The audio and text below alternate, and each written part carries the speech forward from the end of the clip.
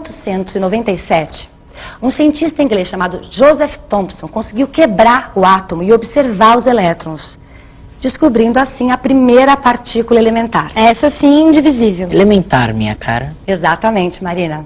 Exatamente. As partículas elementares não são constituídas de partes. Elas são sempre compostas por um único elemento. Ah, mas aí fica mais fácil, né? Não, porque as partículas elementares são objetos complexos, viu, gente? Elas têm uma enorme quantidade e variedade de interações. Mas pra que elas servem? Elas formam a estrutura de toda e qualquer matéria que nós já conseguimos observar no universo, gente. Uau, as partículas estão com tudo, hein? E para descrever essas partículas, os físicos desenvolveram o modelo padrão. O modelo padrão descreve as partículas elementares e as suas interações. Com ele a gente pode classificar as partículas elementares em quarks, leptons e bósons mediadores. Os quarks e os leptons pertencem a essas três famílias. Aqui na primeira família nós temos o quark up e o quark down. Parece nome de sucrilhos. Aqui no setor dos leptons nós temos o elétron e o seu neutrino, o neutrino do elétron. Essa primeira família é a família que mais nos interessa. Alguém sabe por quê? São as partículas que podem ser encontradas na matéria ao nosso redor? Muito bem, Thalita. Essas partículas podem ser encontradas tanto na matéria que nos cerca, como na que nos constitui. O neutrino do elétron é muito difícil de ser observado. Alguém sabe por quê? Ah, porque ele interage pouco com a matéria? Isso mesmo, Thalita, muito bem. Ele interage de uma forma tão fraca com a matéria que nesse exato momento, milhões e milhões de neutrinos atravessam a Terra e nada. Alguém sabe me dizer de que partículas são formados os prótons e os nêutrons? Quarks up e down? Muito bem. O nêutron é formado por dois quarks down e um quark up. Já os prótons são formados por dois quarks up e um quark down. Mas muita atenção, isso só no começo, na formação do universo, quando os quarks up and down, eles eram grudados por uma espécie de cola chamada gluon. O gluon nós classificamos como um bóson mediador. Ele fica aqui na coluna dos bósons mediadores. O gluon é um bóson mediador porque ele é responsável por mediar a interação entre os quarks. Então esse aqui é o gluon, aqui na coluna dos bósons mediadores. Bom, agora que vocês já sabem que os prótons são formados por quarks up e down e conhecem o elétron, a gente pode falar do átomo de hidrogênio. Alguém sabe dizer por que o elétron fica nessa região chamada eletrosfera, como se estivesse preso? Será que é porque tem alguma coisa que une o elétron ao próton? Isso mesmo, Marina, muito bem. Assim como o gluon faz a interação entre os quarks, o elétron e o próton também têm a interação feita por um bóson mediador. Alguém saberia me dizer que bóson é esse? É o fóton. Caramba, você viu isso? Viu o quê? Muito bem, o fóton. O fóton é o bóson mediador da força eletromagnética. Estudem então o próximo capítulo para a aula que vem. Combinado?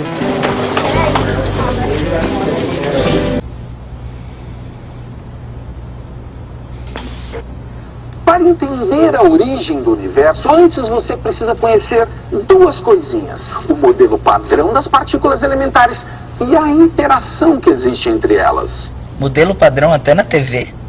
É, modelo padrão. O acelerador de partículas elementares LHC é um projeto que exige uma infraestrutura enorme, gigantesca e inédita na nossa história.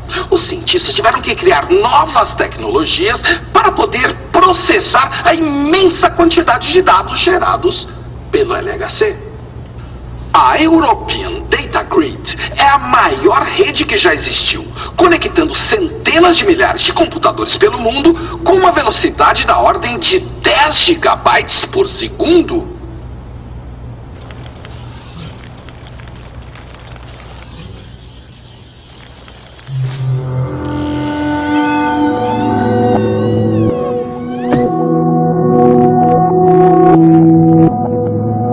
Marina. Você viu isso? Viu o quê? O fóton? Fóton? Essa coisinha que me trouxe até aqui é o fóton? O fóton é um quantum de luz. Ele é uma partícula elementar. Você não lembra que o professor explicou que o fóton é o bóson mediador da interação eletromagnética? Mais ou menos. Ah, eu sei. Foi naquela aula que o fóton saiu do meu caderno e foi parar no modelo padrão na lousa, não foi? É por causa do fóton que a gente enxerga as coisas. Como assim? O fóton é um quantum de energia de luz. Quer dizer, um pacotinho de energia. E é por causa da luz que a gente vê as coisas. Será que o fóton queria que eu te visse? Ele que apontou o caminho. O que é aquilo ali? É o átomo de hidrogênio. Rafa, átomo de hidrogênio. Átomo de hidrogênio, o Rafa. O átomo de hidrogênio, Rafa, é o mais simples e o mais abundante do universo. O mais simples porque ele só tem um próton no núcleo e um elétron na eletrosfera. Oi, átomo de hidrogênio. Os átomos mais complexos, como o carbono, o fósforo, o nitrogênio, eles têm mais prótons e mais nêutrons formando o núcleo e mais elétrons na eletrosfera. Não me diga. Um núcleo pode ter vários prótons. E como eles têm a carga positiva, você sabe o que acontece quando eles se encontram? Eles se repelem? Isso. Mas você sabe por que eles não se repelem dentro do núcleo do átomo? Não. Na verdade, pela carga elétrica, os prótons se repelem sim. Mas também existe a força nuclear forte, mediada pelos gluons. A força forte é muito mais intensa do que a força eletromagnética. E eles ficam lá brigando? Isso. E como resultado dessa competição entre as duas forças, os prótons acabam se acomodando dentro do núcleo a uma certa distância, o que dá a impressão de que eles se repelem. Entendeu? Mais ou menos. Ah, mas o elétron não é sensível à força forte. Aliás, não só os elétrons. Nenhum lepton é sensível à força forte. O modelo padrão. Ó, o elétron é uma partícula elementar, está no modelo padrão, tá vendo? Óbvio. Óbvio, óbvio. Já que você é tão sabido assim, me diz aí, o que é o neutrino do elétron? Professor Maxwell. Tudo bom?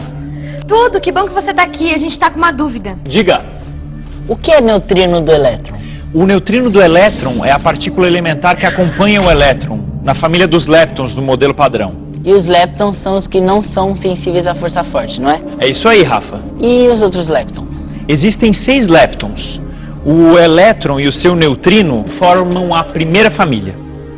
O muon, que nem o elétron, também tem o seu neutrino. O muon e o seu neutrino formam a segunda família dos leptons. E a terceira? A terceira família é formada pelo tau E o neutrino do tal? É isso aí, Rafa.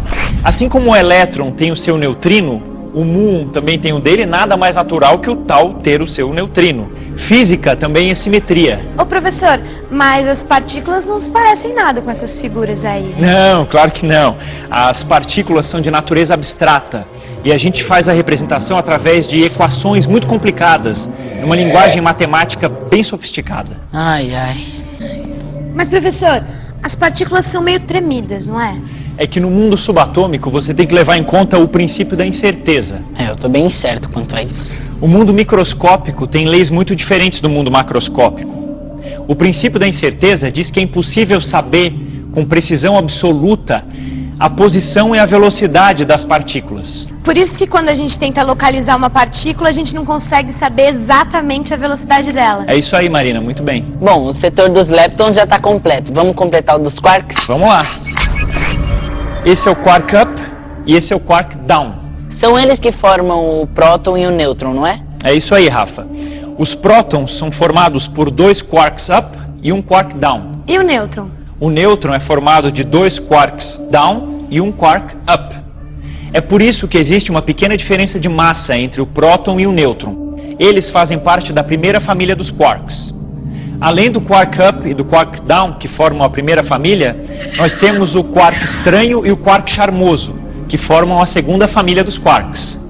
Estranho e charmoso, que nem eu, né, Marina? E na terceira família, o quark bottom. E o quark top, a partícula elementar que tem a maior massa. Sua massa é tão grande que só houve condições propícias para que ele existisse no início do universo. Mas se ele só existiu lá, como é que a gente sabe aqui? Por causa dos experimentos dos cientistas, né? O quark estranho, o charmoso, o bottom e o top são partículas muito instáveis que têm uma vida muito curta. Eles só podem ser reproduzidos em laboratórios, em condições muito específicas. Que legal. Agora a gente já tem todos os quarks e os leptons do modelo padrão. Quais são os bósons mediadores que faltam? Eu não sei nem o que é bóson mediador. Como é que você não sabe o que é um bóson mediador, Rafa? Ah, desenhar ele sabe. Oi, professora. Oi. Gente, os bósons mediadores promovem a interação entre as partículas. Por exemplo, se você estivesse num mundo microscópico, o bóson mediador seria essa bolinha.